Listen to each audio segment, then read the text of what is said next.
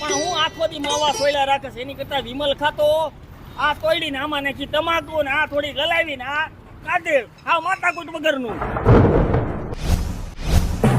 ખાખરાની ખિસકોલી હું જાણે માવાના રસમાં. મેં માવો હાથમાં લીધો હોય ને આમ સાડ સાડ રબર ખોલ્યું હોય અને માવાની સુગંધ આમ લીધી હોય ત્યારે મારા રોમ ની અંદર એક કરંટ ઉત્પન્ન થાય છે. અને આમ માવો હાથમાં લીધો હોય અને સોપારીના નાના નાના ટુકડા કર્યા હોય અને પછી એની માથે આ ચૂનાની પડીકી આમ કરીને તોડી હોય અને પછી જલેબીના ગૂંચળાની જેમ માથે ચૂનો નાખ્યો હોય અને પછી એના ચારેય ખૂણા ભેગા કરીને અને તમે માવાને આમ ઘસો ને જાણે ગોરીના ગાલ ઘસતા હોય એમ ઘસો ને અને ગરમ લાળા જેવો માવો થઈ જાય ને ત્યારે એ માવાને ખોલીને અંદરથી એના ખાલી 4 કટકા મોઢામાં નાખો ને ત્યારે મગજમાંથી એક કરંટ ઉત્પન્ન થાય છે, ઝંઝનાટી આવી જાય છે અને ઈ માવો ખાવાની મજા છે ને એ આ વિમલમાં નથી મારા વાલા, આ વિમલમાં નથી.